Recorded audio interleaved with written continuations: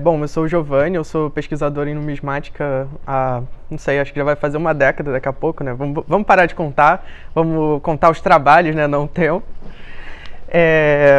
Eu geralmente acabo focando mais numa pesquisa técnica, né, mas hoje eu estou aqui também muito por influência do momento que eu estou vivendo atualmente, né, eu sou agora aluno do programa de pós-graduação em Museologia e Patrimônio pela Unirio, e foi um programa que me trouxe, acho que, muitas influências, né, e acho que é o que eu pretendo passar um pouco aqui para vocês. Então hoje eu vou falar sobre os remanescentes do patrimônio industrial da Casa da Moeda. A gente vai tentar destrinchar, né, o que é cada coisa, o que é esse patrimônio industrial, o que é o patrimônio, para começar, porque é um termo que a gente utiliza muito, né, mas às vezes a gente não tem uma definição muito clara sobre o que a gente está pensando, ou está falando de coisas diferentes, usando as mesmas palavras. E para além disso também pensar que Casa da Moeda é essa a que a gente está se referindo, né? Aqui já tem um recorte temporal, que é de 1694 a 1868, muito ligado ao ambiente fabril, né? Que a gente está falando aqui a partir de 1868, de um momento em que a Casa da Moeda é transferida para a Praça da Aclamação, o Campo de Santana, a Praça da República, tem diversos nomes. E que então começa a ter uma estrutura fabril um pouco diferente, então por isso esse recorte temporal. E aqui a gente tem um quadro da Tarsila do Amaral, ilustrativo desse ambiente, que talvez a Renata conheça bem, né, lá dentro da Casa da Moeda, né, que embora seja diferente, tenha mudado muito, né, ao longo de mais de um século, com certeza tem lá as suas semelhanças. Bom, primeiro a gente vai falar sobre o que é o patrimônio. A minha leitura de patrimônio é que o patrimônio é um conceito polissêmico, que não adianta a gente falar, por exemplo, sobre patrimônio da humanidade, patrimônio nacional, que isso acaba já exprimindo um valor muito específico. Então, a gente pode pensar o patrimônio enquanto um múltiplo de múltiplos, no sentido de que ele é formado por vários patrimônios individuais, que formam patrimônios coletivos, e que dentro de nós mesmos, nós temos os nossos patrimônios, mas o que faz isso ser significativo, né? Acho que é isso que a gente tem que pensar. Por que a gente traz isso enquanto uma categoria de algo que tem que ser preservado? Também pensar no patrimônio, então, como um fato social histórico, algo que não é dado. A gente vai ver ao longo dessa apresentação que tem muitos itens que hoje em dia a gente poderia pensar, não, isso aqui é um patrimônio, isso aqui é um patrimônio nacional, conta a história do país, deveria ter sido preservado e não foi. Por que não foi? Se não foi preservado, não era patrimônio para alguém. Para alguém aquilo não tinha valor ou tinha menos valor do que outra coisa. E também pensar, então, na ideia de ressonância e aderência. Que aqui é uma ideia de você pensar o patrimônio em dois eixos. Um eixo relacionado às experiências sociais, aos aprendizados, à nossa relação com o mundo, e o outro no sentido de encantamento. Encantamento que não está ligado às nossas experiências específicas. Por exemplo, a gente visitando um prédio muito grande, monumental, a gente tem ali um certo caráter de encantamento com o tamanho, com a forma, e que não necessariamente a gente precisa conhecer o que é aquele prédio, quem o fez, qual é a nossa relação com ele para ter esse encantamento. Enquanto quando a gente está falando da aderência, a gente está falando mais dessa relação pré-construída, a partir de referenciais já adquiridos. E é importante também sinalizar que a gente está falando aqui de uma memória que é sempre seletiva, sintética, e que depende de esquecimentos. A gente não pensa que tudo que a gente vai pensar que é produto da Casa da Moeda tem que ser guardado. Não, a gente sabe que isso não é possível, mas a ideia é pensar o que está sendo guardado, que seleção é essa? Essa seleção está tendo alguma orientação? A gente quer que ela tenha alguma orientação? A gente não quer que ela tenha alguma orientação, que ela seja completamente orgânica? Como que a gente vai trabalhar e pensar isso? Bom, então falando da Casa da Moeda, como eu disse, já tem um recorte histórico, que é essa instituição produtiva estabelecida em 1694. É importante também dizer que a gente está falando aqui da Casa da Moeda, não de oficinas monetárias. Então, eu não estou pretendendo aqui, embora eu vá trazer alguns elementos que são relacionados a essas instituições, falar de oficinas monetárias em detalhes. Eu estou falando mais de uma instituição mais centralizada e que se ramifica. Quanto mais distante desse núcleo produtivo, mais difícil é a gente trabalhar. Então, a gente ainda vai trazer algumas coisas que não estão, talvez, tão próximas, mas que ainda estão relacionadas. E também a gente está falando a partir de 1694, né, não levando em conta as experiências de produção anteriores, como, por exemplo, os florins holandeses, uma possível cunhagem que tenha acontecido em São Paulo no século XVII. E outra dificuldade de falar em Casa da Moeda também, principalmente na colônia e no Reino Unido, é essa grande conexão com a metrópole, né, em que você tem a Casa da Moeda do Brasil extremamente ligada à Casa da Moeda de Lisboa, com envio de insumos, de pessoas da metrópole para o Brasil. Então, como fazer essa diferenciação? É uma certa dificuldade. Aqui a gente tem um ensaio de 1695, que seria a primeira emissão da Casa da Moeda da Bahia, exatamente em preparação para a emissão das primeiras moedas que viriam a ser cunhadas no Brasil. Então, aqui pensando, trazendo as categorias de patrimônio industrial da Casa da Moeda, eu me inspirei muito na tese de uma museóloga que fez o mesmo programa de pós-graduação que ela estudou patrimônio industrial, e ela indicou algumas categorias. E eu vi essas categorias e pensei quais que a gente poderia pensar mais no âmbito da Casa da Moeda. Então, os edifícios, maquinaria, armazenamento, documentação, indumentária, memórias coletivas, rejeitos e dejetos. E a gente vai pensar, então, em espécies a partir de agora. Bom, eu trouxe aqui um certo panorama de todos os edifícios relevantes da Casa da Moeda. Aqui a gente tem o Paço na esquerda e a Casa dos... seria a Casa dos Pássaros aqui na direita. Então, vou trazer mais essa perspectiva.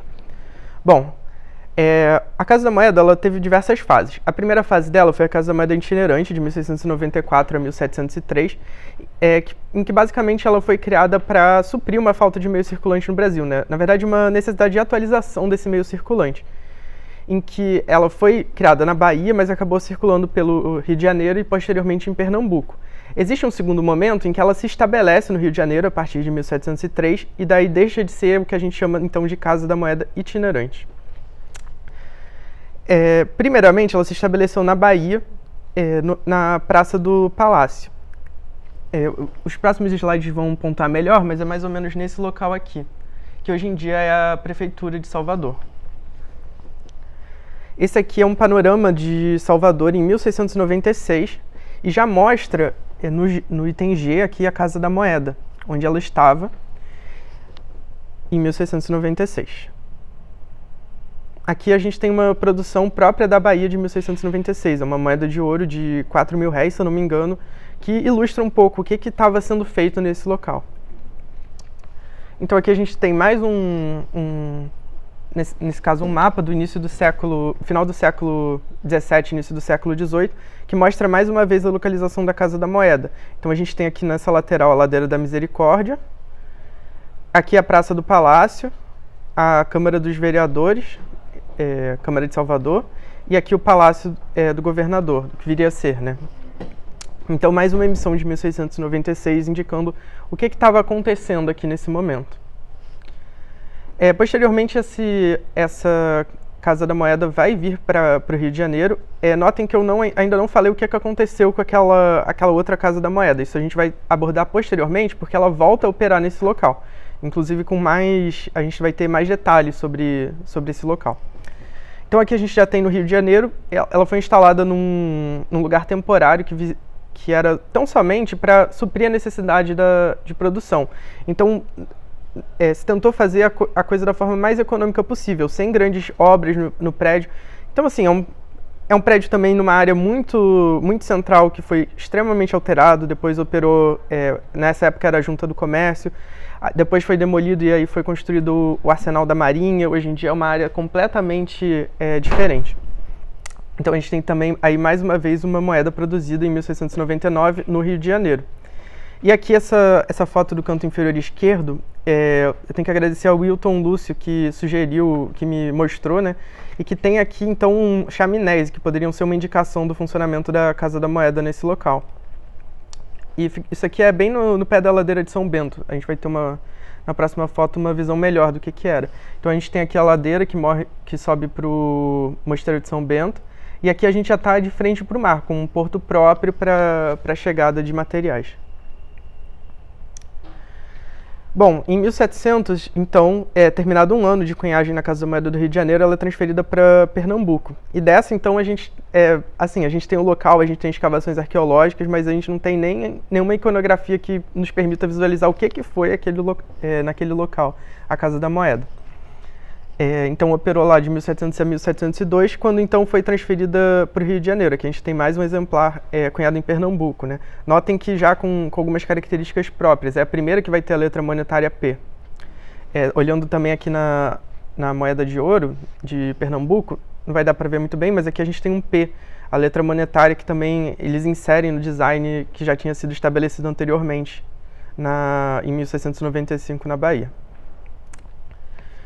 Em 1703, a Casa da Moeda vem para o Rio de Janeiro e é então estabelecida no Paço. A gente tem aqui duas plantas da cidade, uma de 1713, que é a mais antiga, que mostra essa...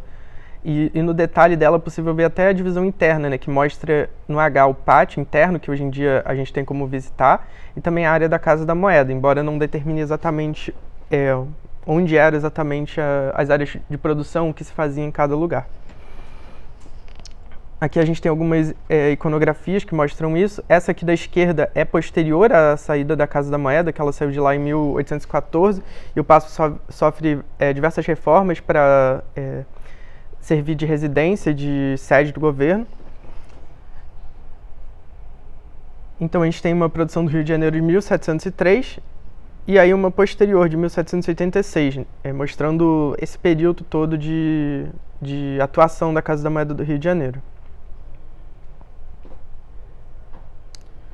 Em 1800 essa aqui está duplicada. Bom, em 1835 ela vem para o que a gente chama de Casa dos Pássaros.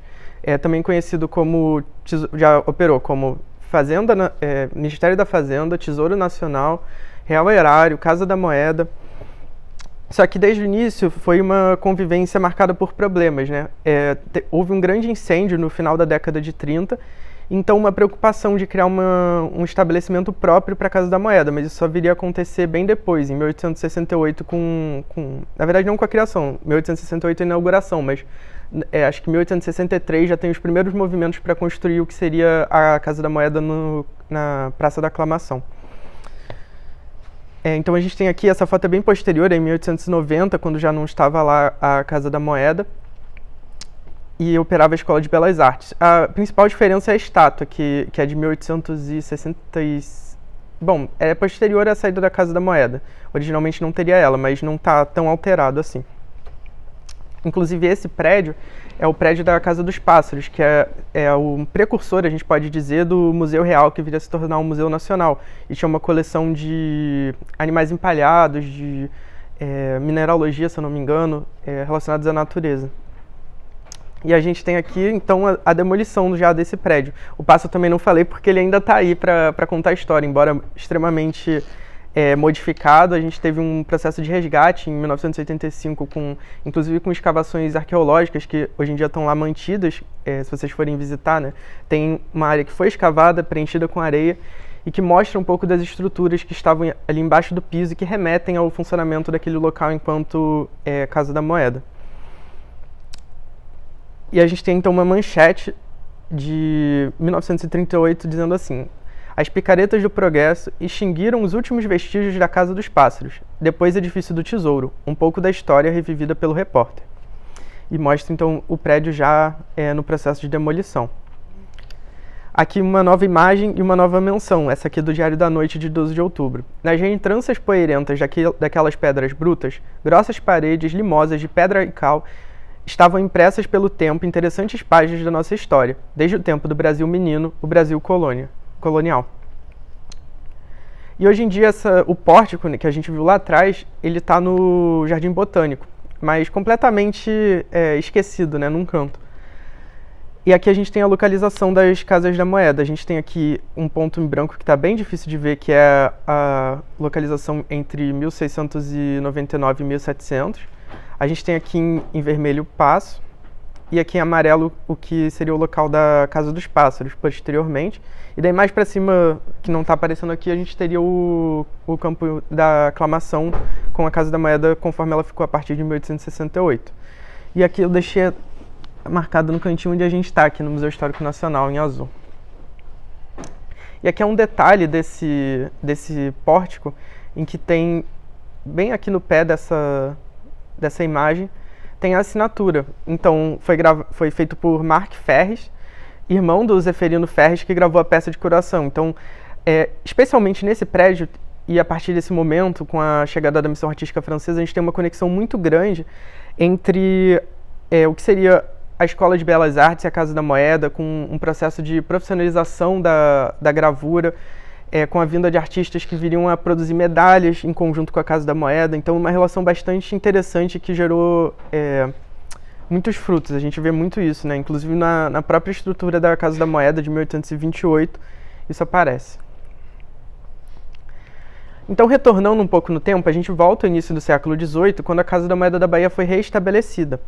Ela foi restabelecida nesse mesmo local que a gente tinha visto anteriormente, mas agora a gente vai ter mais alguns indícios do funcionamento dessa casa. Aqui a gente tem mais um panorama da cidade, esse aqui do século XVIII, que mostra exatamente a Casa da Moeda aqui em cima, no 80. Então a gente tem aqui a descida da Ladeira da Misericórdia, o Palácio dos Governadores, a Torre da Câmara. E aqui é uma iconografia muito pouco conhecida, que é a fachada da Casa da Moeda da Bahia, tal qual ela aparece em 1756. Inclusive, eu gostaria de chamar a atenção aqui para a semelhança, né, do pórtico de entrada com o do Paço Imperial, Paço Real, seja como for, né, que é da época de Dom João V, e tem uma semelhança estilística muito grande, né, mais associada ao barroco, principalmente. E aqui a gente tem uma outra parte dessa mesma iconografia que é muito interessante, que é a planta da Casa da Moeda, que mostra as áreas de produção da Casa da Moeda da Bahia em 1756. Então a gente vê aqui, essa planta eu acho extremamente interessante, porque ela traz um pouco do que a gente não vê tanto nesses outros indícios de funcionamento da Casa da Moeda, que é a relação de trabalho. A gente tem aqui, por exemplo, áreas que são designadas como de moradia dos funcionários, junto também às suas áreas de trabalho. A gente tem áreas de cadeia próprias para cada tipo de funcionário. Então, a gente tem áreas de cadeia para os moedeiros, a gente tem áreas de cadeia para os criados brancos dos moedeiros. Então, toda uma divisão que acaba trazendo um pouco da lógica de funcionamento e que a gente não vê tanto nos outros prédios, né? A gente não tem tantos indícios disso nos outros prédios. Aqui a gente tem uma produção monetária um pouco posterior, mas do mesmo período, né, indicando o que estava sendo feito ali naquele local. Então aqui a gente tem mais um mapa da cidade, esse já do século XVIII, que mostra mais uma vez a localização. Mais uma vez, o Palácio dos Governadores, o elevador, que ele não existia enquanto elevador de pessoas, mas sim de carga anteriormente. Mas já estava nesse local, inclusive aqui no N a gente consegue ver o caminho. E aqui no M a Casa da Moeda. Aqui a gente tem mais uma produção agora de 1820 da Casa da Moeda da Bahia, que tem uma característica de estilo bastante particular, que a gente consegue ver, é um estilo talvez mais grosseiro que o do Rio de Janeiro, e que acaba sendo bem procurado, né, principalmente pelos colecionadores, por ser tão característico da Casa da Moeda da Bahia. Aqui a gente tem um panorama bem posterior, que mostra exatamente essa área, mas aí já depois do fim da Casa da Moeda da Bahia, em 1833, com a sua... Então a gente consegue ver aqui a área do elevador, a Praça do Palácio, um pedaço da Câmara, e aqui onde seria a Casa da Moeda, que já não é possível ver nenhuma estrutura que a gente consiga relacionar a ela. Aqui a gente tem uma aquarela também posterior, e que mostra que no local já tinha sido construída uma biblioteca, no lugar em que era a Casa da Moeda. Inclusive, hoje em dia lá fica a Prefeitura de Salvador. E é uma grande questão, houve uma grande questão com o IPHAN, porque quando construíram a prefeitura era para ser um prédio provisório e que acabou se tornando definitivo. Então, existe um grande conflito, porque era uma área bastante sensível, que teve uma proposta inicial de ser provisória e que acabou se tornando definitiva, gerando um certo conflito entre a prefeitura e o IPHAN. O prédio foi reformado para virar prefeitura ou ele manteve Não, nada, nada. Ele já teria sido demolido para ser transformado em biblioteca. Mas ele não virou, teria sido reconstruído. Você vê que a estrutura do que a gente vê aqui nessa aquarela é completamente diferente daquela que a gente viu. Da casa mais abaixo. Sim.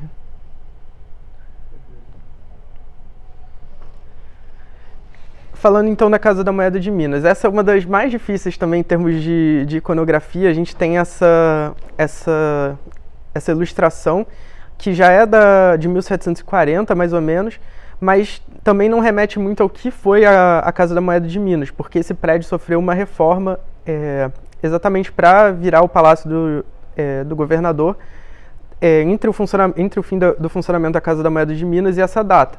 Mas talvez um dos mais antigos, né? Porque posteriormente quem conhece Ouro Preto sabe que aqui foi reformado, acho que ainda no século XVIII, e criou-se uma rampa de acesso aqui à praça. Então, uma das feições mais antigas do prédio. E aqui a gente tem um 12.800 réis que foi cunhado em 1732 na Casa da Moeda de Minas. Também eu aproveito para comentar aqui que existe uma relação um pouco complicadora para a gente pensar o que é o patrimônio da Casa da Moeda, quando a gente tem a Casa da Moeda, principalmente no século XVIII, muito ligada à produção de ouro e ao ciclo do ouro, em que você tem casas de fundição operando paralelamente à Casa da Moeda, e que muitas vezes operavam como oficinas monetárias. Então, onde traçar essa separação? Eu achei interessante trazer a Casa da Moeda de Minas, porque ela é uma casa que tem uma produção própria. A gente tem, pelo menos, a gravação de cunhos aparentemente no local.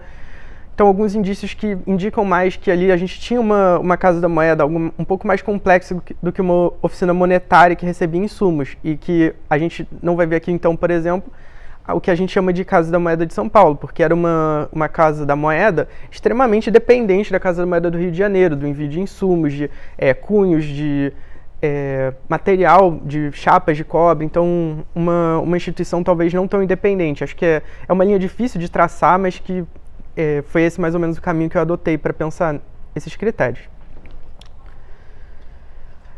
Então, voltando um pouco, o Paço ainda está lá, mas ele sofreu essa grande reforma.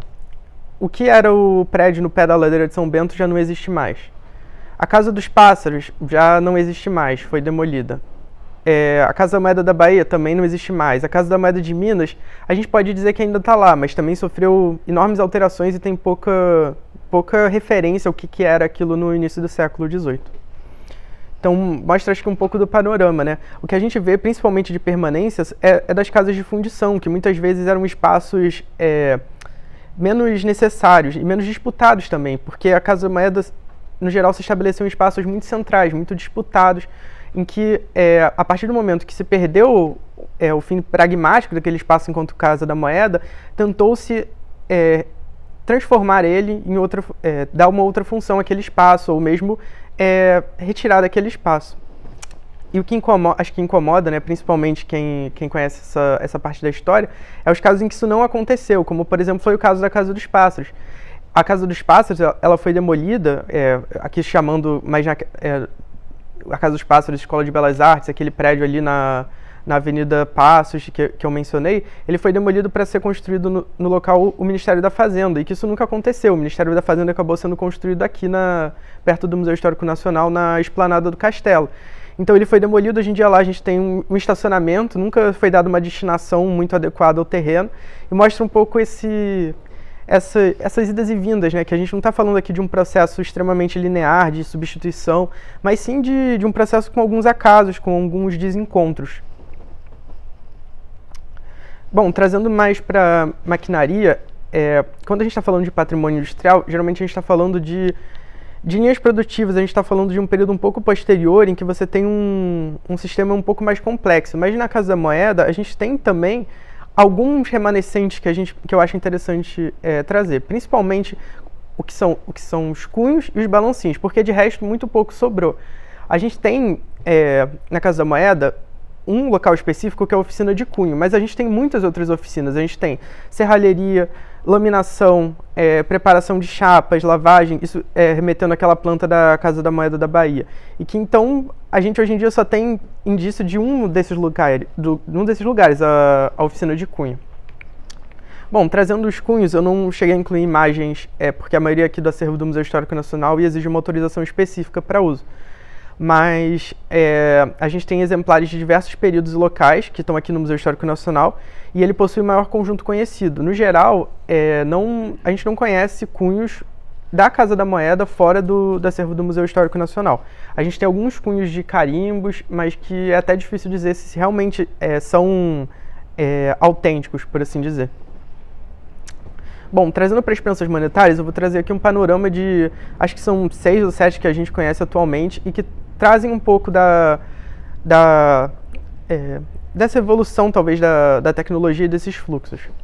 A gente tem essa primeira prensa monetária, que não é brasileira, ela está aqui mais a título ilustrativo, que é de 1678 e é o primeiro engenho mecânico conhecido. E essa prensa atualmente está em Portugal, e eu acho interessante trazer ela principalmente para comparar com uma que a gente vai ver que foi encontrada no Paço. Ela tem um formato bastante similar. A gente tem essa prensa de 2 anos mais nova do que essa que a gente viu agora e que foi encontrada no prédio da Intendência de Fundição de Ouro em Sabará. Então essa prensa, ela basicamente foi abandonada lá, ela ficou lá enquanto o prédio chegou a operar enquanto colégio e tal, até que finalmente esse prédio ganhou uma nova destinação e essa prensa foi incorporada ao acervo, ilustrando esse momento do prédio. Então é uma prensa em bronze e talvez um dos exemplares mais completos que existem. E aqui mais uma vez eu vou parar de mencionar isso, então já vou dizer.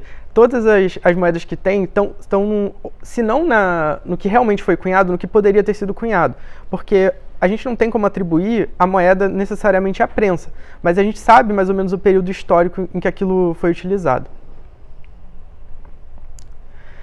Essa aqui é uma que foi encontrada nas escavações arqueológicas do Paço, em 1985, e que está lá até hoje. Se vocês forem reparar o formato dessa prensa, ele é muito mais similar àquela de 1678. Eu vou fazer uma observação que a gente vai ver muitas prensas aqui que são prensas monetárias. A gente está falando de prensas monetárias, mas que muitas vezes essas prensas que poderiam ser utilizadas para fabricar moedas ficaram restritas à utilização nas casas de fundição. E geralmente a gente vê uma certa conexão entre o tamanho das prensas, a forma como elas eram estruturadas. Então, nesse caso, a gente vê que tem uma estrutura que se projeta para baixo e que tem a ver com a incorporação dessa prensa no espaço. As prensas, que no geral têm esse aprofundamento, a gente vê em gravuras que elas tinham como se fosse um nicho cavado no solo, em que o operador que inseria os discos na prensa e retirava, ficava sentado para ter acesso mais fácil, né? Senão ficaria muito, muito baixo e de difícil acesso. E é o caso dessa prensa aqui de Sabará, que a gente vê que tem uma estrutura que se projeta para baixo da sua base. E essa aqui já não se projeta tanto, mas ao mesmo tempo também não é tão raso, não tem aquela estrutura de base como a gente vai ver em algumas outras. É interessante também notar que nessa aqui a gente talvez tenha até como dizer por que ela parou de ser utilizada. A gente tem um grande pedaço da área em volta do fuso faltando, que indica que provavelmente por uma falha mecânica ela foi abandonada. E isso é uma coisa, né, inclusive, que eu gostaria de comentar dos balancinhos, é que como é difícil às vezes ter acesso, né? A gente vai ver aqui diversos que a gente não sabe nem se é o paradeiro. A gente está falando de peças enormes de bronze, de ferro, de meia tonelada que muitas vezes desaparecem e a gente não consegue mais rastrear. Então a gente tem uma aqui da Casa de Fundição de Jacobina, também não associada à produção monetária, mas um pouco ilustrativa desse formato que eu ouso dizer que está mais associado às casas de fundição, que são prensas menores, e que a gente vai ver na próxima, que é associada a Sabará pelo Prober, e também na de 1829, que está aqui no Museu Histórico Nacional. Então essa aqui é de 1751, o Prober associa ela à Vila Rica, Sabará não, acho que eu falei errado, mas que também a gente não sabe o paradeiro, estava associado ao Ministério da Fazenda. Gente, eu procurei todas essas prensas aqui, o paradeiro. Essa aqui eu cheguei a entrar em contato com o Museu da Fazenda, eu fiz uma requisição pela Lei de Acesso à Informação ao Ministério da Fazenda para saber se não tinha ido a Brasília. Não se sabe, assim, realmente é algo que é incrível como se perde. Essa aqui está na Casa da Moeda, a gente visitou lá, teve o prazer de conhecer ela pessoalmente. É uma das mais ornamentadas, assim, essa foto não faz jus ao nível de ornamentação, de detalhes em todos os lados dela, e que é da segunda metade do século XVIII e que por muito tempo esteve lá no Arquivo Nacional, até mesmo não depois, né? Ela esteve lá no Arquivo Nacional numa função decorativa, principalmente na escada do vão central, e posteriormente foi transferida para Santa Cruz. Essa aqui é de Vila Rica, então é bem mais sóbria, né, por assim dizer, sem tantos ornamentos, e que teria sido produzida no Rio de Janeiro. Essa também, Arquivo Público Mineiro. Entrei em contato, nada do paradeiro dessa prensa. Essa aqui de 1829 de Cuiabá está aqui no Museu Histórico Nacional. Eu vou mostrar mais alguns detalhes dela no próximo slide. E ela tem uma história bastante curiosa, né? Primeiro porque é uma das poucas que tem realmente, a gente tem como dizer claramente a que lugar está associado. Ela tem gravado não, né? Porque ela é fundida. Mas ela tem na parte talvez frontal dela ou posterior, não tem muito como dizer, a palavra Cuiabá, né? Que indica o local de utilização. Aqui a gente tem alguns detalhes aqui a gente no canto inferior esquerdo, a estrutura de fixação dos cunhos com diversos parafusos para centralizar os cunhos. A gente tem aqui uma estrutura desmontável para desmontar a parte de alinhamento de cunhos para manter a verticalidade da força. A gente tem aqui a data, 1829, dois conjuntos de talvez iniciais, não consegui descobrir. E aqui é interessante notar essa parte central aqui, em que não tem nada, a gente tem uma área oval, em que ali a gente tinha as armas do Império que foram raspadas na República. E aqui uma última prensa que a gente conhece, que é bastante interessante porque talvez seja uma das produções mais significativas da Casa da Moeda, né? Então é uma prensa monetária a vapor, que foi produzida na Casa da Moeda do Brasil, e era capaz de alcançar a produção de 45 moedas por minuto. Essa prensa ela chegou a participar de diversas exposições, né, que mostram talvez esse orgulho mesmo, né, da produção nacional. Ela é de 1860, se eu não me engano, e a partir daí ela vai circulando e participando de várias exposições. E ela está nesse momento de transição, né, que talvez também explica um pouco esse recorte histórico feito, em que a gente tem a passagem de uma cunhagem praticamente manual para uma cunhagem muito mais automatizada, talvez. E, inclusive, é interessante notar esse caso específico, que ela chegou a cunhar as moedas de R$500 de 1922 e 23. As duas são datadas de 22, mas continuaram sendo cunhadas em 1923, e que são as moedas do centenário da independência. É interessante, talvez, essa conexão de pensar que a gente tem uma moeda do centenário com imagens do Império e da República, sendo cunhada por uma prensa do Império já na República. Por fim, a documentação, a partir daqui eu não vou entrar exatamente em espécies, mas vou tentar trazer um pouco do panorama, né, do que hoje em dia existe, do que está disponível para pesquisa. Em termos de documentação, a gente tem o Registro Geral da Casa da Moeda no Arquivo Nacional, a gente tem diversas documentações referentes à operação. A Casa da Moeda é uma instituição que está muito conectada a outras, né? Hoje em dia é o Banco Central, mas no passado ao Tesouro Nacional, ao que também a gente chama de erário. A gente tem o que seria o Ministério da Fazenda, Fazenda Nacional. Então, diversas instituições que vão estar conectadas e que vão acabar gerando documentação que vai trazer um pouco do que foi o funcionamento da Casa da Moeda e que a gente pode incluir nesse grande rol de patrimônio industrial da Casa da Moeda. Indumentária, a gente tem aqui a indumentária relativa à sagração dos moedeiros, que também é patrimônio da Casa da Moeda. Armazenamento, a gente tem um cofre que talvez seja o único que a gente consiga associar diretamente à Casa da Moeda do Brasil, esse aqui na esquerda, que tem nessa pequena placa aqui na frente, 1834, Casa da Moeda, que a gente consegue associar também lá na Casa da Moeda, em Santa Cruz. Então, bom, pensando, o que é esse patrimônio da Casa da Moeda? A gente está pensando principalmente em bens imóveis, dos quais poucos sobreviveram e a maioria sofreu uma significativa alteração, até por essa centralidade que eu mencionei, colocando então esse tipo de patrimônio numa posição mais vulnerável, e os bens imóveis, que apesar de estarem em alguma permanência, a gente tem uma desarticulação muito grande com a separação. A gente tem então um balancinho aqui, outro ali, a gente tem um patrimônio principalmente associado às casas de fundição muito espalhado, em que a gente perde um pouco a noção de o que está o que. E também por eixos temáticos, em que a gente pode considerar a produção monetária como uma parte específica do patrimônio, né, que a gente dá uma atenção especial dentro da numismática. Mas que a gente, então, tem os cunhos da Casa da Moeda de Minas aqui no Rio de Janeiro, no Museu Histórico Nacional. A gente tem tudo, de alguma forma, que a gente pode dizer desarticulado.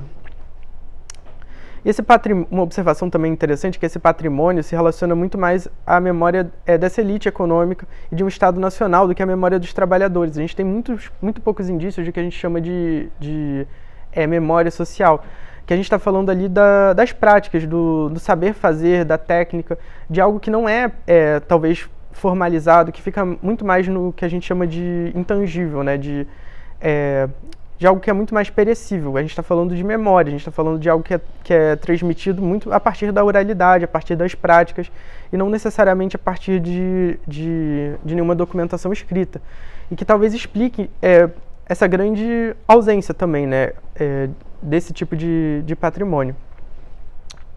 Então, eu queria, antes de terminar, fazer algumas pontuações. A primeira delas é que, então, como a gente fala de patrimônio, a gente tem que sempre perguntar patrimônio para quem? E o que a gente vê é que talvez o que a gente aqui, que está nessa palestra, interessado em saber sobre a Casa da Moeda, chama de patrimônio, não é necessariamente patrimônio para todos. Talvez nem mesmo nacional a gente possa falar, porque quando a gente está falando de nacional, a gente está trazendo um recorte bem específico. Reconhecer primeiro essa limitação e que a gente não tem como esperar que todos tenham esse mesmo valor a esse patrimônio. Não é uma questão de dizer o que tem que ser e o que não tem que ser, mas mais de pensar essas diferenças e entender que essa ação de patrimonializar, que daí é outra coisa, que é uma preocupação específica com a manutenção de um certo patrimônio, representa uma forma de manter isso que a gente está valorizando, mas que, ao mesmo tempo, é algo que se mostra necessário exatamente porque não é patrimônio para todo mundo, né? É uma característica meio contraditória, mas que é inerente a esse conceito de patrimônio. Então, pensar em o que a gente tem de hoje de patrimônio desarticulado, pode ser pensado, mas que, ao mesmo tempo, por que isso não é feito? Talvez exatamente pelo que a gente vê, que isso não é patrimônio para todo mundo, a gente não tem um interesse tão abrangente de articulação. A gente tem, até mesmo, se a gente for pensar do que é hoje em dia a Casa da Moeda, muita gente tem orgulho da produção da Casa da Moeda, mas o que realmente a população, de forma mais geral, conhece dessa produção? O que essa população conhece da história? É muito pouco. Então, uma condição do patrimônio para você valorar algo é você conhecer algo, né? E acho que é importante a gente apontar que o que a gente está fazendo aqui está um pouco nesse caminho, né? Por menor que seja, quando a gente fala da Casa da Moeda, quando a gente mexe com a numismática, quando a gente pensa até mesmo na Casa da Moeda atualmente, a gente acaba levantando um pouco e tornando um pouco mais patrimônio o que para os outros, o que para a gente também é. Então, agradecer a presença de todos.